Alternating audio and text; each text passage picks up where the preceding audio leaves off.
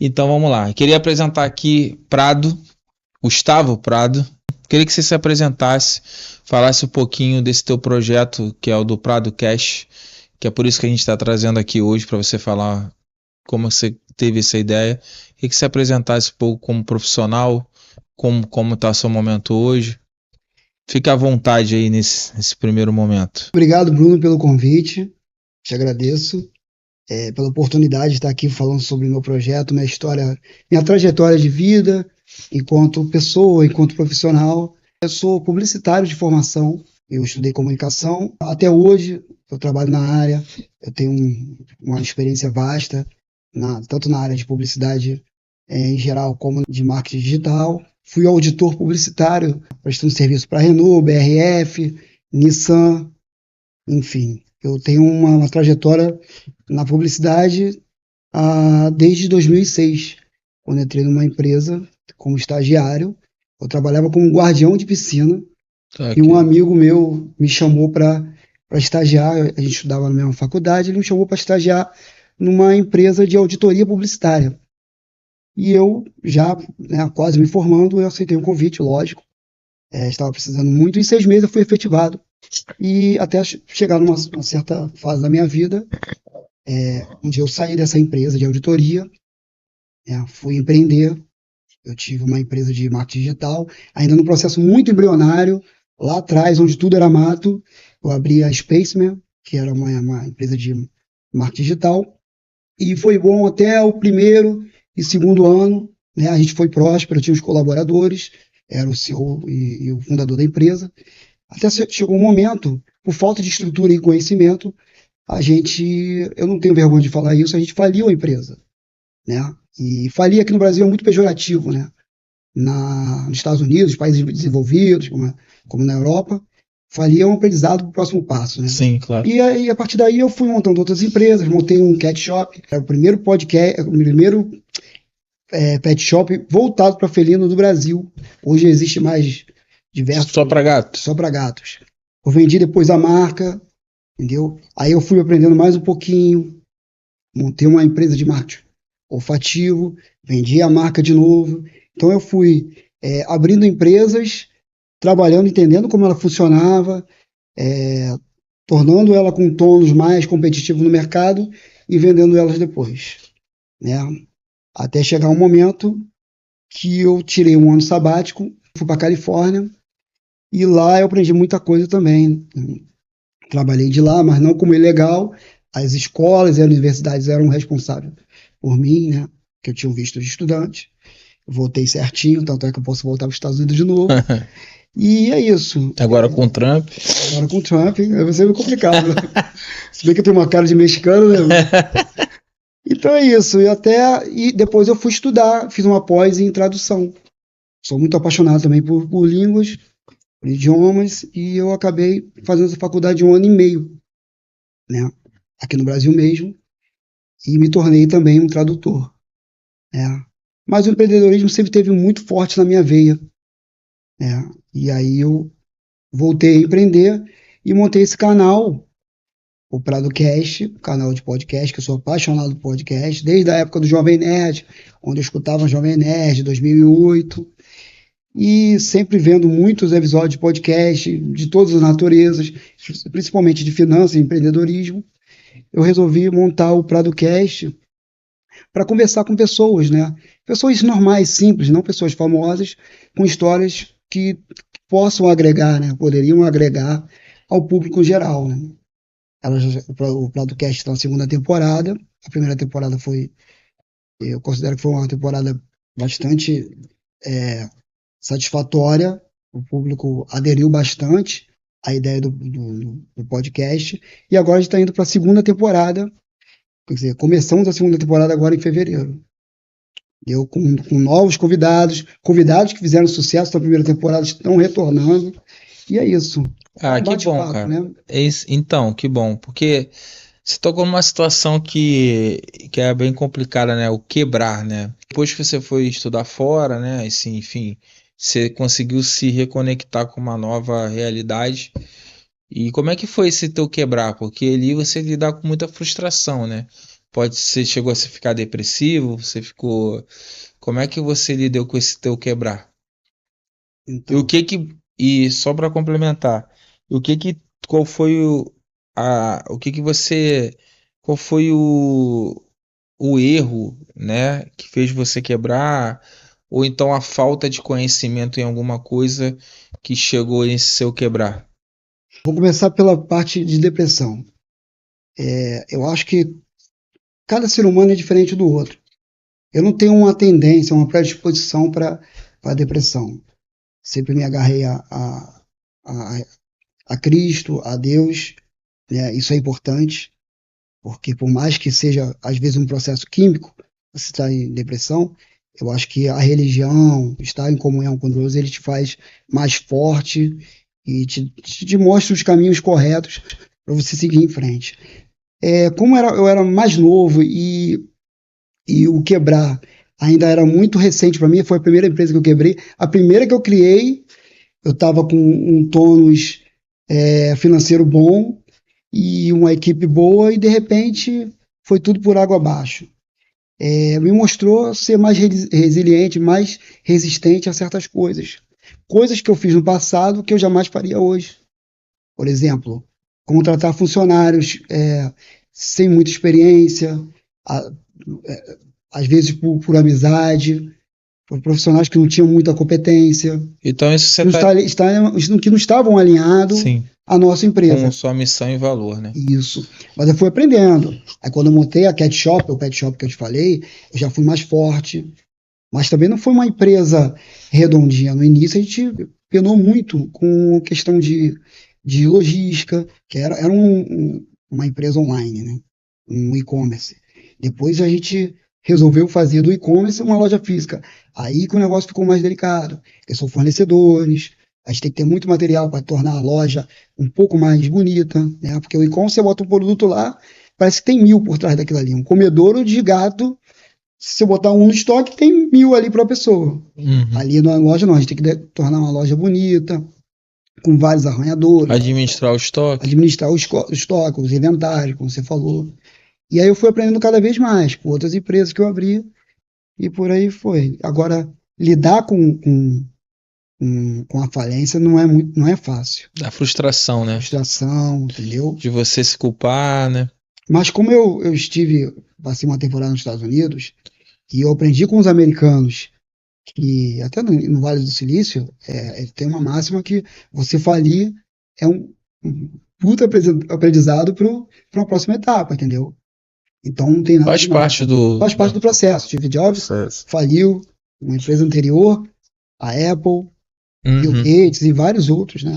Vários outros. E faz parte, né, do processo. Mas qual é a diferença? Eu até aprendi no MBA isso. A diferença deles com os outros é que eles souberam a hora de quebrar. Também tem muito isso.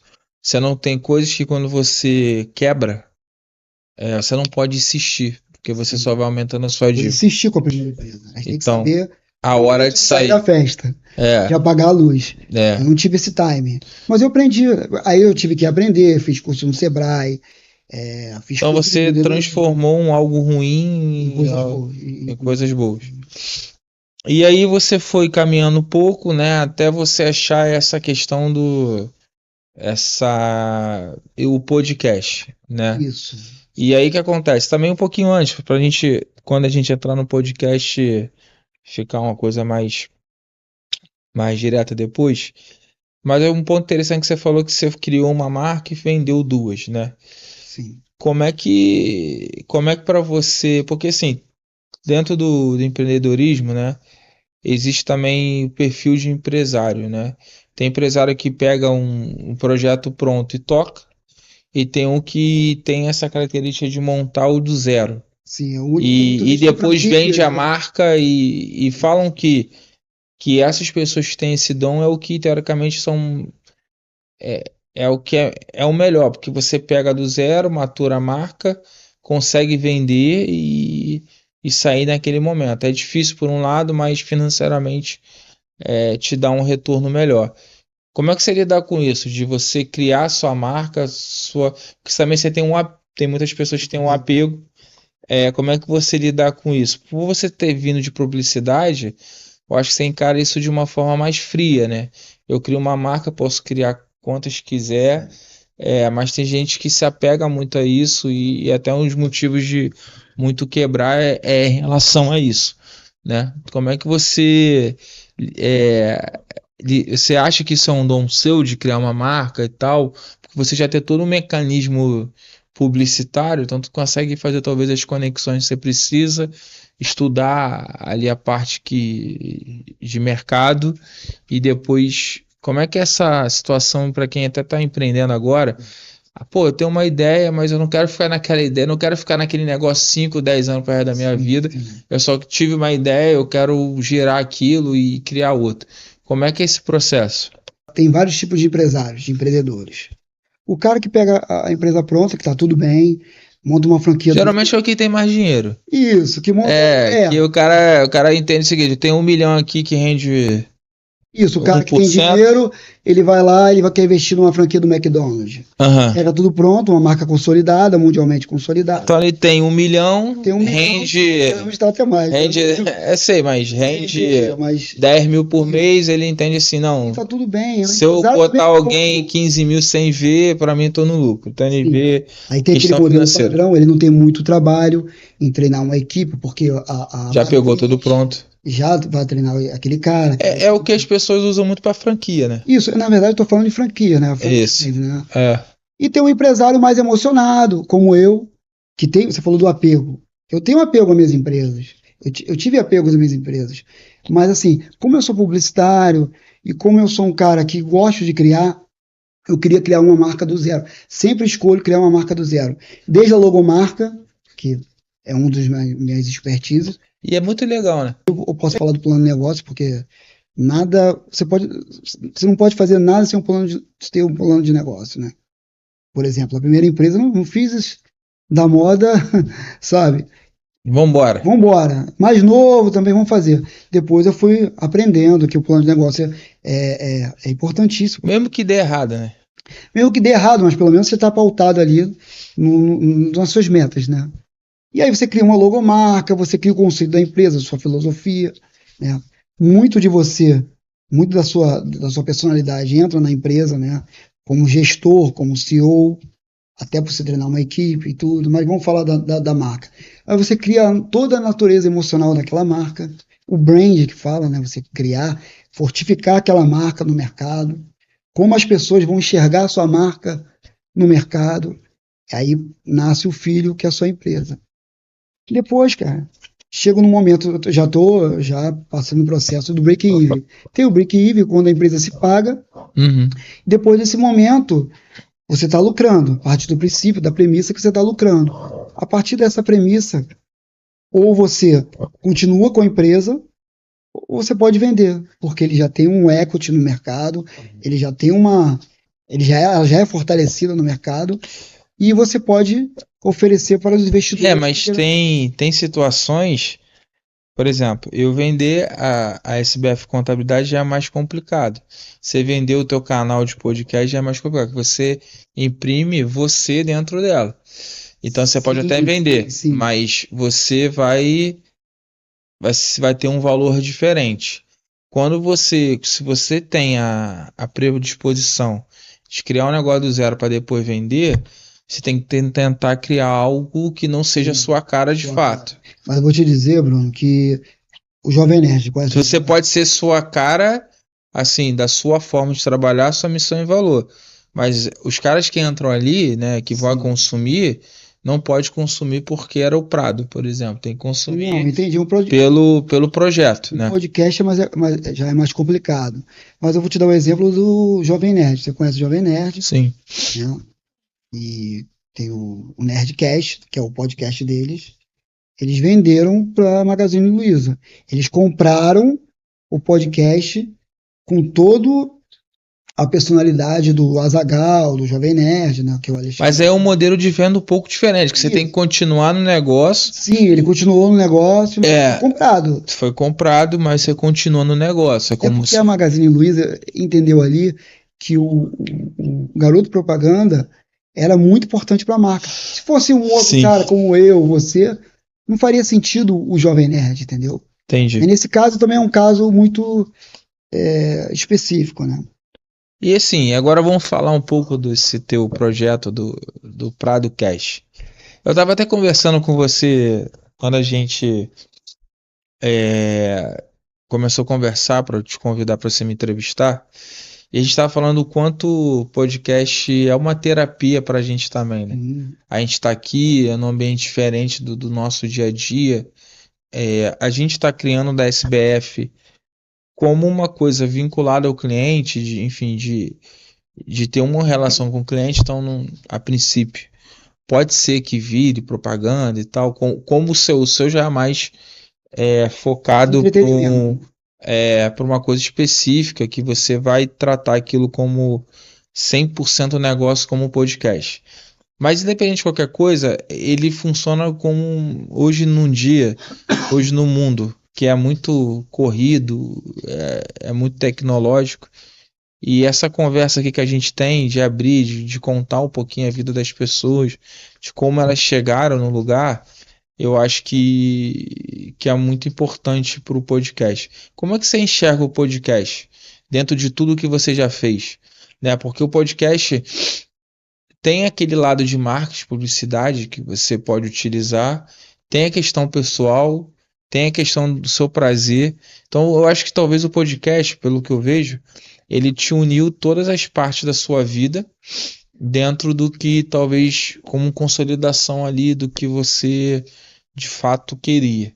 Mas como hoje está essa questão do teu projeto porque você além do podcast, você faz ainda serviço publicitário? Eu trabalho também na indústria do videogame, né? Eu dou consultoria para estúdios que criam jogos para Steam, né? A Steam é a maior plataforma do mundo, jogos de computadores, né? E inclusive eu criei até um livro chamado Lance Seu Jogo na Steam, Seja Feliz, que eu ensino desenvolvedores, game devs, a ser bem sucedido no desenvolvimento do jogo dentro da Steam. Legal. E como eu vejo o podcast? O podcast tem vários tentáculos, né? Tem o seu podcast, que é específico para a área de contabilidade, né? Para o meu relacionamento com o cliente. Tem um podcast de entretenimento, tem um específico só para esporte. Então ele tem vários tentáculos. E o nosso podcast é um de entretenimento, um programa de entrevista, né? Onde é mais despojado, mais descontraído, onde eu extraio do convidado as histórias que ele tem para contar. Não importa se é de empreendedorismo, se é uma história pessoal. De vida, são lições de vida, né? De uma forma muito bacana, muito mais descontraída do que uma forma engessada ali, né?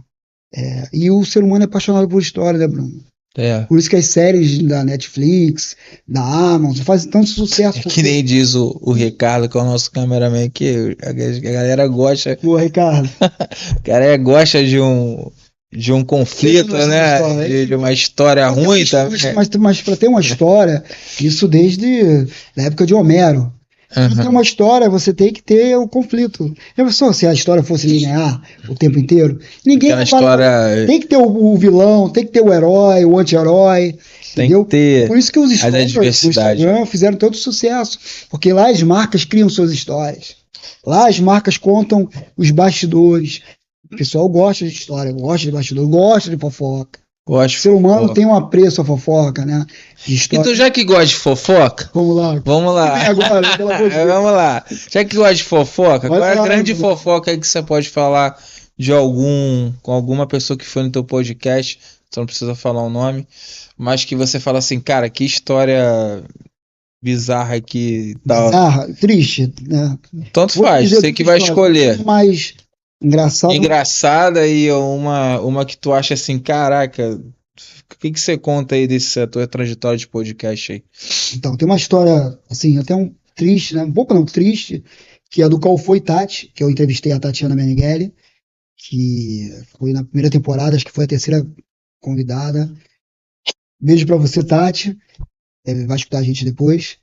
Ela contou a história super despojada. Ela ensina as pessoas a terem autoestima no canal dela, né? É todo focado na autoestima. Ela é muito boa nisso. Ela não é psicóloga, mas ela tem um dom natural de fazer isso. E ela contou a história dela, que no início, no primeiro marido, ou namorado, ela apanhava do namorado e teve que abrir o relacionamento, entendeu? Que ela até contou isso como uma forma de feminicídio, né? E tem uma parte muito legal também, que ela já é a parte boa. Eu entrevistei na última temporada, no último episódio da última temporada, 2 campeões de supino e powerlift, né? Como o Cara, cara campeões fortão, brasileiros. né? Sim, campeões brasileiros, sul-americanos e estaduais. Os 2 vieram no meu podcast. Foi uma honra recebê-los. A mesa ficou brilhando de medalhas. É um podcast até interessante. Plasticamente, muito interessante. Mas qual foi a história Então, engraçada que tu falou? que ele pedia o dinheiro para as marcas, né? Apoiarem com suplemento, estadia, né? E as marcas não queriam dar porque eles ainda não eram famosos, entendeu? E eles tiveram um apelo no podcast pedindo às marcas e falando das marcas que se retratassem por aquilo que eles fizeram, entendeu? De no geral, pô. E teve um do Ricardo Prado também, que muito polêmico, que ele falava sobre tomar ou não anabolizante, né? Ou fazer uso de esteroide. Esse é um assunto muito polêmico também. Polêmico. Então teve esses casos assim, que eu me lembro, né? Teve vários outros, né? Compra de carro. A gente recebeu o Gilson, né? O Gilson Bursa, e ele é um consultor automotivo, então falava. A gente gravou um no sábado que fala de carro. O carro é bem complexo, né? Muito complexo. E aí ele falava dos bastidores, né? O que as concessionárias fazem para camuflar ali um vidro quebrado, chassis, né? Quilometragem. Então tem assuntos. Pessoal, vocês estão convidados a assistir lá, Gilson Mursa. Se não me engano, é o episódio 5º da primeira temporada. Ah, que bom. O que pra você te motivou a falar assim, cara, eu quero criar um podcast? Qual foi a tua relação? Porque todo mundo, quando cria uma marca, tem a missão, valores e coisa que as pessoas não dão muito valor. Sim. Missão, você que de publicidade. Missão, valor. Que é valores, missão e. Qual outro? Tá até aqui atrás. Valores, visão e missão. Visão, sabe? Então assim, para onde você quer colocar, a visão aonde a sua empresa você quer que chegue, a sua missão que você tá teoricamente fazendo como legal, e o valor, o teu princípio. Então assim, o que você coloca, dimensiona para você falar assim, não, o podcast, porque eu tenho a minha visão do podcast. Uhum. Foi um chamado assim de Deus, que por tudo que eu passei em 2023, 2024, em que eu quero impactar a vida dos empresários a falar que eles não estão sozinhos, que eles precisam de um apoio, né? Mas qual foi a tua motivação para fazer esse podcast? O Prodocast, ele nasceu como uma brincadeira séria.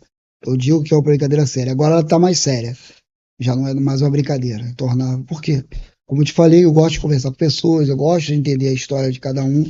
Então ele nasceu nessa necessidade de entender as histórias e levar para o público, né, aquela história.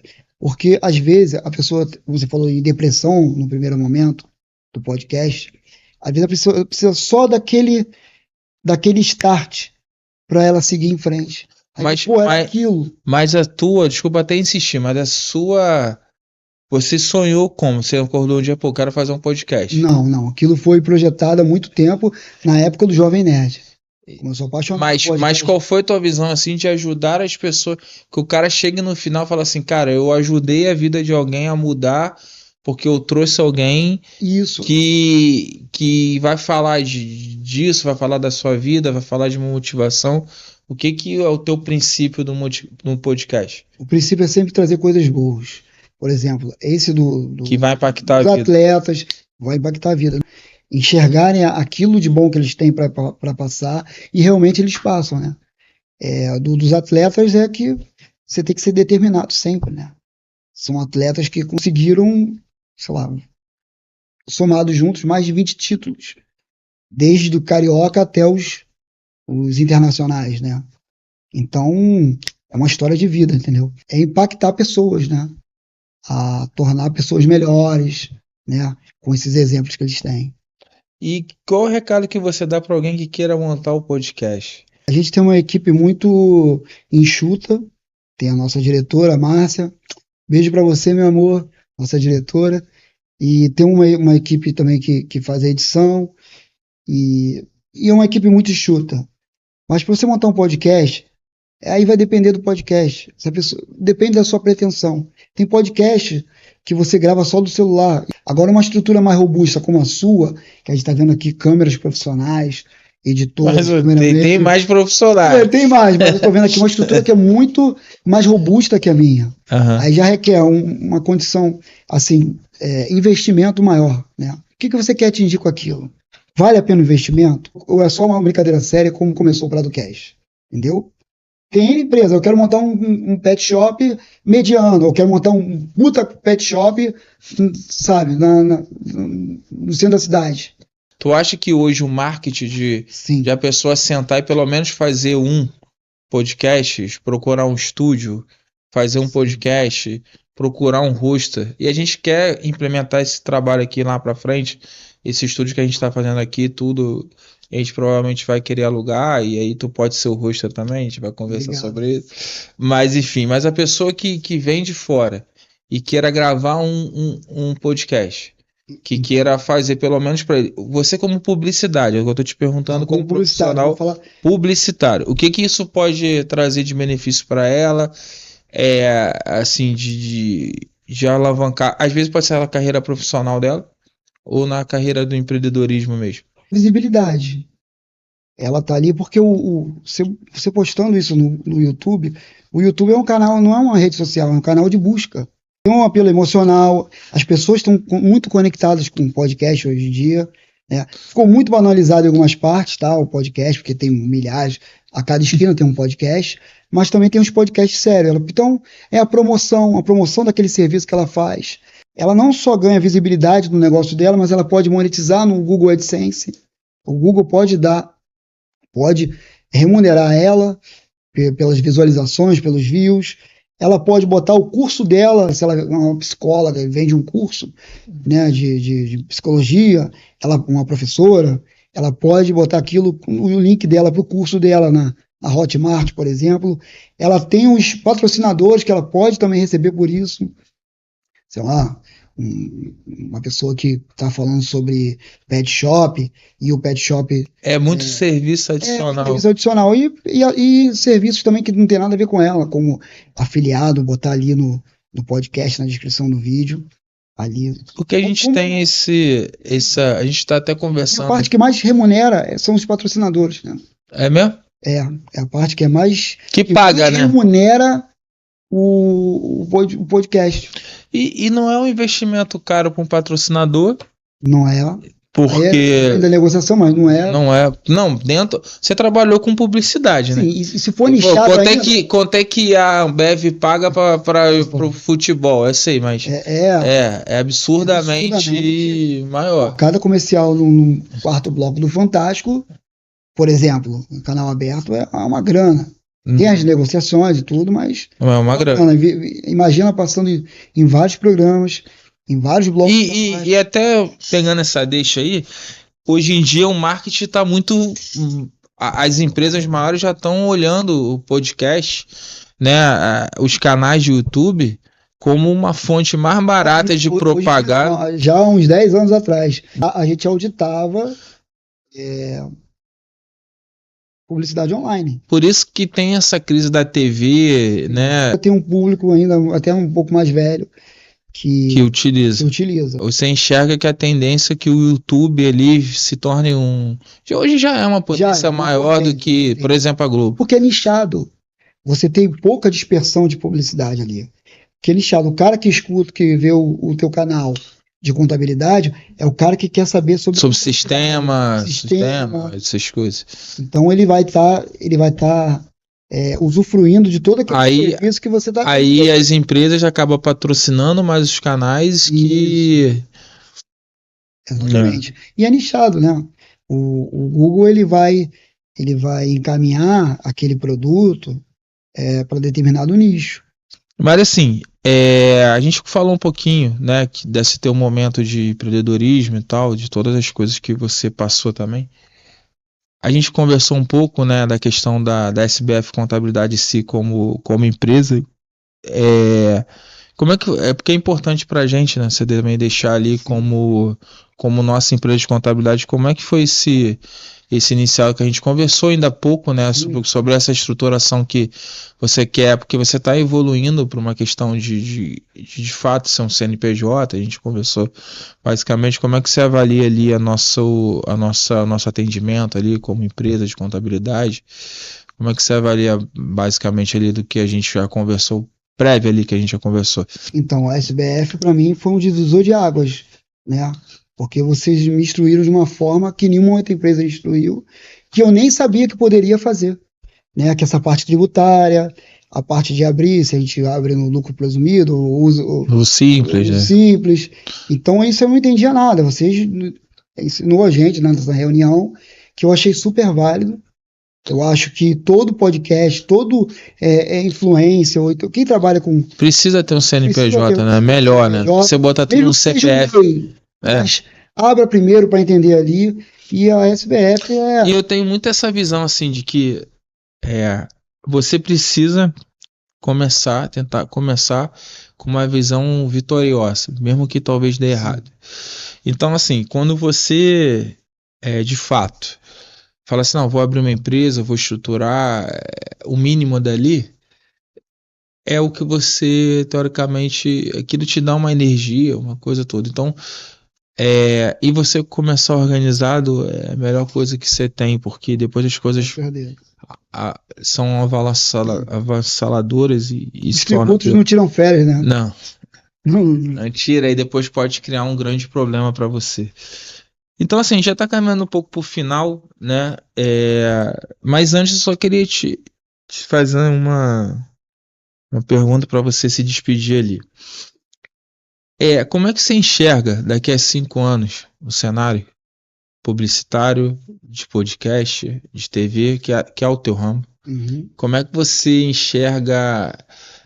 Porque tudo também, assim, hoje tá tendo esse boom de podcast. A gente que criou o nosso nem por causa do boom, foi porque realmente Vocês enxergaram uma tendência. é uma tendência de relacionamento com o cliente.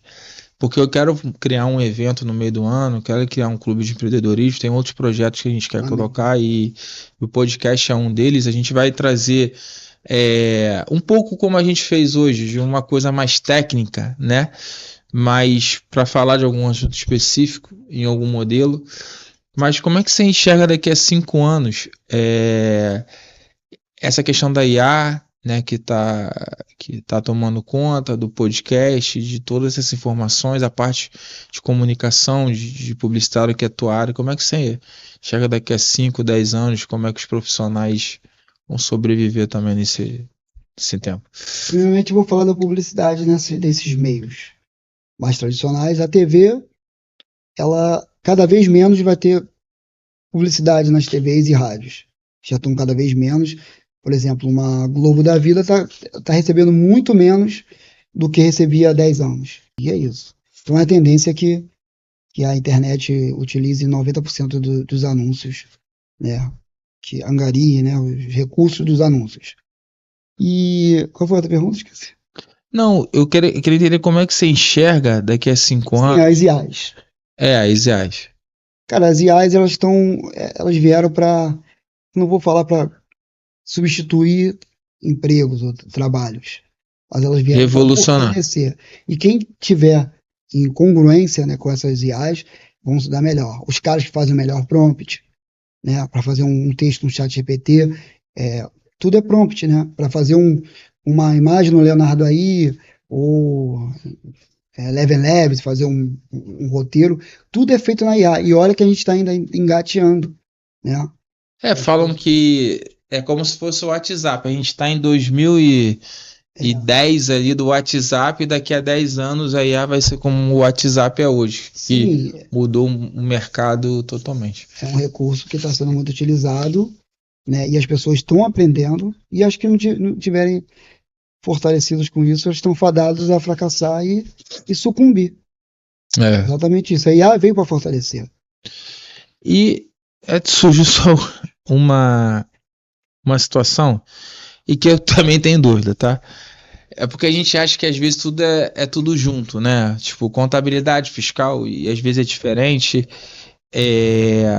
Cara, o que é propaganda? O que é marketing? Qual o profissional de propaganda? Porque tem diferença, não tem? Marketing é diferente de publicidade, que é diferente de... Como é que é essa coisa da tua área aí que nego mistura tudo como um só e acha que tudo é a mesma coisa? Você tava falando aí de publicidade? Sim. Aí eu falei assim, pô, mas isso não é marketing? Vou explicar de forma mais didática. A publicidade, ela divulga um produto ou serviço, ela vende um produto ou serviço. Uhum. O marketing, ele cria tendência para poder vender aquele serviço ou produto, tá? Entendi. O marketing é estratégia. A publicidade, ela vende. É basicamente isso. Essa aqui é mesmo. Quer ver? Eu vou te dar um exemplo desde a época da faculdade que eu aprendi. Publicidade e propaganda. Tem uma pequena diferença. A publicidade, ela vende um produto ou serviço. A propaganda vende uma ideia. Quer ver? Beba LG. Tô falando aqui da marca, que tomara que patrocine a gente, né? Beba LG, publicidade. Beba leite. É propaganda, porque você tá entendi. da filosofia de beber o leite, blá blá blá. Entendi. Essa é uma pequena diferença. Tem muita gente que tem essa dúvida, como você teve também. Então, assim, só pra gente encerrar ali, tem alguma coisa que você acha que faltou aqui, que você quer comentar? De alguma coisa do canal, da sua vida? Que você agora é a hora de você querer falar da tua esposa, dos teus filhos, enfim, de alguma coisa. E aí você caminha aí pra despedir, pra você deixar o recado pra quem você quiser, coloca o teu contato também. Depois a Andressa vai colocar no... Ou então a gente vai ver quem vai editar ali, mas bota lá o teu arroba, anuncia aí o teu canal, fica à vontade aí pra fazer o que você quiser fazer aí nessa parte. Se você quiser botar teu contato para essa... Porque você também toma conta de canal de YouTube, né? Fala um pouquinho. Então aí conta ali. Eu administro contas tanto no YouTube quanto no Instagram, TikTok, né?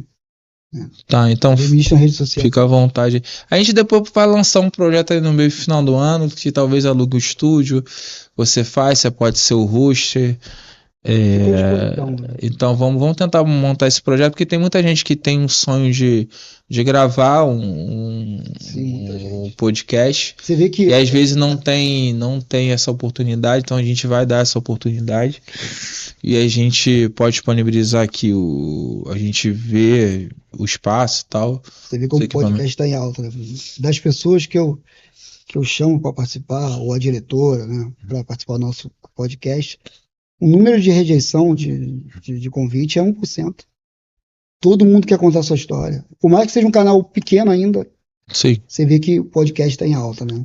A mensagem que eu quero dar para o pessoal é: seja humilde e não tente agradar todo mundo. Tem até uma frase do John Kennedy que ele falava: eu não sei o sucesso, eu não sei o segredo do sucesso, mas do fracasso é querer agradar todo mundo. Então tenha uma personalidade na hora de criar seu podcast, bote ali o seu tempero, entendeu? É você ali, não é um programa de jornalístico, né? Porque tem uma diferença. E se prepare também, né? Isso, prepare. E tem a quietude. Nunca seja conformado, seja sempre avançando. E eu gostaria também de pedir o pessoal seguir o meu canal, que é o prado.cast no Instagram, e o principal, que é o YouTube, onde eles vão ver as entrevistas, é Prado Podcast. Aí vão achar todas as temporadas, os convidados, e é isso. Então tá bom, manda o teu abraço final aí pra quem você quiser mandar, pra gente se despedir. Então, eu mando um abraço para todo mundo que esteja escutando a gente, principalmente para você. Obrigado por me convidar, ter aberto sua casa aqui para me receber e contar minha história um pouquinho. Né? E foi em cima da hora, né? Eu falei, não, pô, eu venho... Sem roteiro, o que foi mais bacana é isso, sem roteiro. E ficou legal? Legal, pô, com certeza. E na edição, os editores vão fazer a mágica, né? Vão tirar o excesso de linguagem, a minha respiração, até o meu nervosismo, né? Você tá nervoso, cara? Tu entrevista comigo. Então, quando eu te falei, seja sempre humilde para reconhecer as coisas. Tem que jogar fora de vez em quando. Né? Isso, cara, jogar fora de vez em quando. Valeu, irmão. Obrigado. Obrigado mesmo. Que Deus te abençoe. Deus te abençoe também. Esse foi o podcast bem especial que a gente criou ali com o Gustavo Prado, que também tem um canal de podcast. Foi muito bom essa interação. Chamei ele para me entrevistar no meu. Vocês veem também, vai estar disponível. Então eu queria deixar meu agradecimento, minha gratidão e que a gente consiga avançar sempre. Obrigado aí a todos. Bom, que Deus abençoe a todos nós.